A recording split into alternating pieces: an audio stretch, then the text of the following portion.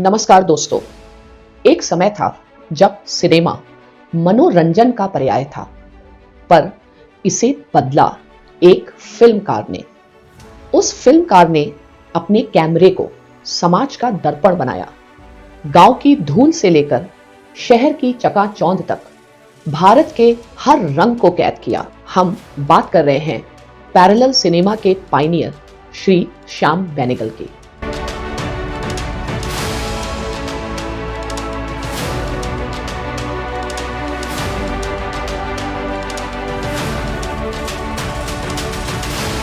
चौदह दिसंबर 1934 को हैदराबाद में जन्मे श्याम बेनेगल एक दूरदर्शी फिल्म निर्माता थे, जिन्होंने भारतीय सिनेमा को पुनः परिभाषित किया। उन्होंने भारतीय सिनेमा को एक नई दिशा दी, एक नई पहचान दी। उन्होंने अपनी फिल्मों के जरिए देश की मिट्टी, उसके लोगों की जिंदगी और संघर्ष को एक खास अंदाज में पेश किया। बेनेगल ने अर्थशास्त्र की पढ़ाई की थी, लेकिन नियति को कुछ और ही मंजूर था। बेनेगल फिल्मों से जुड़ी फैमिली से आते थे। वो गुरुदत्त के कजिन थे। उनके सिनेमा करियर की शुरुआत विज्ञापन और डॉक्यूमेंट्री बनाने से हुई थी। उनकी पहली फीचर फिल्म अंकुर थी, जो 1974 में आई थी। इस फिल्म ने नए भारतीय सिनेमा आंदोलन की शुरुआत की। अपनी पहली ही फिल्म में श्याम बेनेगल ने कास्टिज्म, अल्कोहलिज्म, डावरी जैसी सामाजिक विकृतियों को अपने दर्शकों के सामने रखा। अंकुर में दिखाए गए सूखे से जूझते गांव में दमन और उत्पीड़न की कहानी ने दर्शकों को झकझोर दिया। इस फिल्म में भारतीय सिनेमा में एक नई लहर की शुरुआत की, जिसे न्यू सिनेमा का नाम दिया गया। निशांत और मंथन जैसी फिल्मों ने समाज के गहरे घावों को उजागर किया। राजनीतिक विज्ञान के विद्यार्थी अपने पाठ्यक्रमों में सहकारिता के बारे में पढ़ते हैं। मंथन में श्याम बेनेगल ने सहकारिता की ताकत दिखाई, न केवल फिल्म के अंदर बल्कि बाहर भी। यह फिल्म व्हाइट रेवोल्यूशन से प्रभावित थी। साथ ही यह फिल्म 5 लाख किसानों के द्वारा दिए गए चंदे द्वारा बनाई गई। ये भारत की सबसे पहली क्राउड फंडेड फिल्म भी थी। भूमिका फिल्म में स्मिता पाटिल की यादगार अदाकारी के जरिए श्याम बेनेगल ने स्त्री की आत्मा को भी पर्दे पर उतारा, और ऐसा उतारा कि स्त्री के जीवन का संघर्ष और संवेदनाएं सब कुछ जीवंत हो उठा।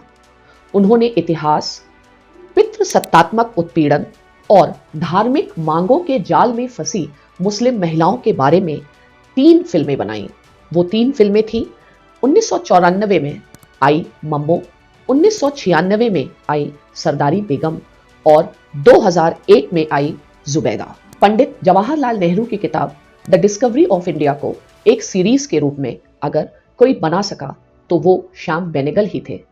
भारत एक खोज नाम की इस सीरीज में उन्होंने विजुअल्स के जरिए भारत के 5000 साल के इतिहास को जन सामान्य तक आसान भाषा में पहुंचाया।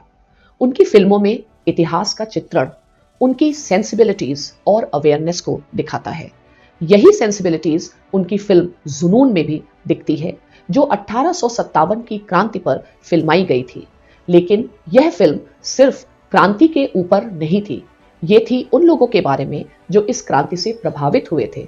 जुनून फिल्म में जावेद खान और रुथ लेबेडोर के रोमांस के माध्यम से उन्होंने ऑप्रेसर वर्सेस ऑप्रेस्ड और देम वर्सेस अस से आगे बढ़कर एक नया नैरेटिव दिया।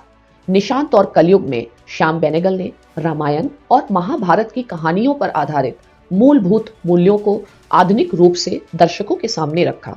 अपने करियर के अंतिम चरण में बेनेगल ने अपनी फिल्मों में सामाजिक, सांस्कृतिक और आर्थिक मुद्दों को उठाने के लिए व्यंग का सहारा लिया, क्योंकि वो चाहते थे कि दर्शकों का मनोरंजन तो हो, लेकिन साथ ही फिल्म के अंत में वो कुछ सवाल लेकर घर जाएं।